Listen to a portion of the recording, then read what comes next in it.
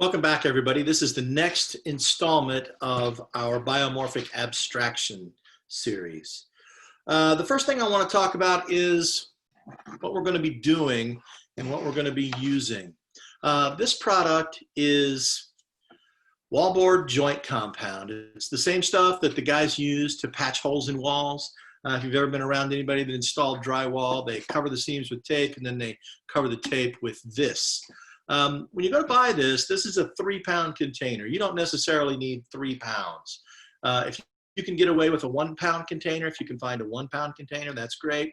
But what you could also do, it might be easier to do, is if you had a 3-pound container, if you could go in on it as a group.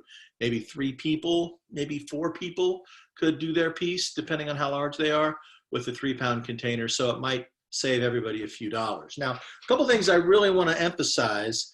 I want to recommend this brand. The brand is DAP. And what it is wallboard joint compound. The most important component is this says it sands easily. That's, of course, a lie. It's very difficult to sand, but that's beside the point. It needs to be sandable. So remember that and make sure that when you buy your product that it talks something about or mentions that it's sandable or sands easily.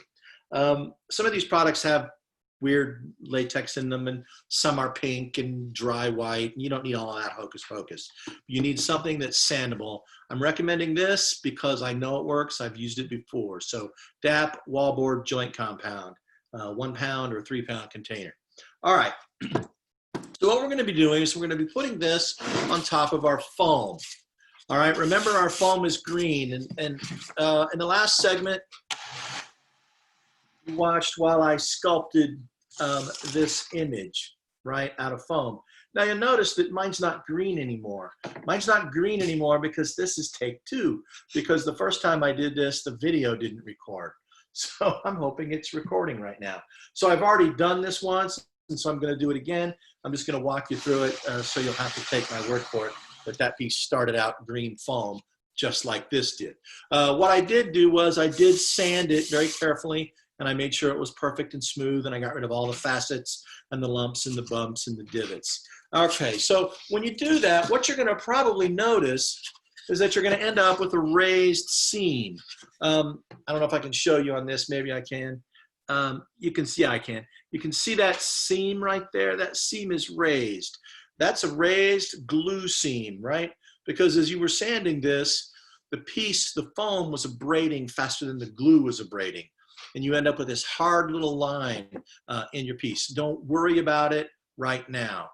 Just leave it alone, forget about it, don't monkey with it. The more you mess with it when your piece is in this green foam state, the more damage you're gonna do to the piece. So don't mess with the seam, leave it alone. Now, this is a different piece. Now that I have a coat of plaster on here, I'm going to be able to work on this seam and clean it up. And what I'm going to do is I'm just going to excise it, right? You can see that line right there, that seam. I'm just going to take and make a little V cut and eliminate it. I'm just going to cut down towards the glue.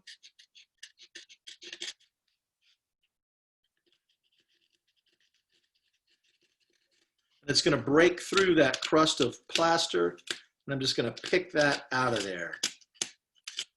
All right. So now, I don't know if you can see that, but I've left myself a pretty deep gouge right there. And you might think, oh God, I ruined my piece, but not at all. You're going to be able to put plaster over it. And when you put your second and third coats on here, that's going to cover those up and it'll be just fine. You can see I've cleaned the seam up on this side. I've already patched it here. You can't see it anymore because I've already applied my second coat of plaster. But you can see where I cut the seam out to eliminate it. All right, so this is getting a little bit ahead of us. We need to kind of backtrack a little bit, but I'm telling you now because I want you not to worry about the seam. Don't pick at it, don't try to sand it away. The more you sand it, the more you're going to abrade the material around it and the taller the seam's going to get. So you want to be real conscious and avoid that. We are going to remove the seam after we get 1 coat of plaster on. All right, so let's talk about applying that coat of plaster. And you're going to have to pretend that this is green and doesn't have any plaster on it. So I'm going to take my joint compound It's going to look like that, right? And I'm going to apply it with a brush. I could apply it with my fingers. I could dip it in and smear it all around, and I can apply it with my fingers just fine. One of the keys, though, is that you want to rub it into the surface. And you know, if you take a look at this foam, and I just paint this over quickly, I don't know if you can see the little bubbles and the little pits and the little places where the plaster didn't go. I want you to make sure and really kind of spend a second and make sure that plaster gets all the way down in those pits. And so you get a good adhesion between the plaster and the foam.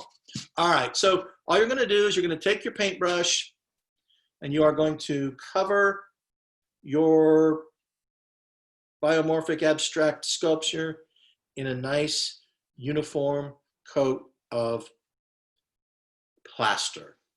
Now, this first coat is just that, a first coat. And you are definitely going to require multiple coats. Now, one thing I want you to think about is your time schedule, because this plaster is going to have to dry. And like the glue that didn't dry very fast because this foam is non-porous, this plaster is not going to dry very fast because the foam is non-porous. So you're not going to be able to put a coat on here, wait 20 minutes, and sand it and put another coat on. That's not going to be a possibility. So what you're going to have to do is you're going to have to put a coat on here and probably wait overnight for the plaster to do its thing. And once it's dried, then you can sand it and put a second coat on, which I'll talk about more later. Now, you can probably force dry this if you wanted to. If you put it out in the sun, that would help it. If it were breezy, that would help it. Moving air will dry something faster than warm air will. So keep that in mind. Speaking of warm, do not put any heat sources on this. Don't think you're going to be slick and hit it with a hair dryer and have it dry real fast. What'll happen is you'll be aiming the hair dryer at it and all of a sudden it will just crumple because you've melted the foam. So don't apply any sort of heat source to this. If you have to force it, set it out in the sun. That's one option. Another option is to set it where there's some moving air. You know, if you live indoors and your space is heated, you can find the heat source where the warm air is coming from. You can use that to your advantage. Now, if you have a radiator in your dorm room, do not set this on the radiator. All right, it will melt. It doesn't take very many degrees for this to melt. And if you melt this to your radiator, you're going to make your roommate happy and you're going to make your dorm director even more happy. So probably the best thing to do is just leave it alone and let it dry on its own, okay? Now I'm gonna put a little coat on the bottom. My piece is kind of a small foot and it's not gonna stand very easily, so I'm gonna have to make sure and make that firm. And one of the things this plaster does is it's gonna make the foam a lot harder. When after this first coat of plaster dries, you're gonna notice that your object is a lot tougher and a lot more stable and less likely to dent and that. All right, so I've got one good coat on here. If I can get that to stand up. I've got one good coat on here. So I'm gonna let this dry. And then we're gonna come back later and we're gonna sand these. All right, so I really wanna make sure that you guys understand that this is not a finished product at this point, that I'm gonna have to let this sit and dry, and I'm gonna come back and I'm gonna sand it, and that's gonna be the first coat, and then I'm gonna let it sit and dry again, and come back and sand it. And it's probably gonna take 3 coats, maybe more, to get to the point where this is gonna start feeling like a finished object, all right? So that's gonna be it for the first round. I've got my plaster on here, and I'm ready to let this set. Wash this off in water, not in your sink. I would probably dry it off with a paper towel and then wash it and then dry it again. If you let that harden in your brush, you will have ruined the brush and you won't be able to use it again. So clean your brush up, make sure that you keep the lid tightly snapped onto your joint compound, because if you don't, it will dry out. And if it dries out or gets lumpy or crusty, you won't be able to use it, and then you'll be in trouble. So that's the first round.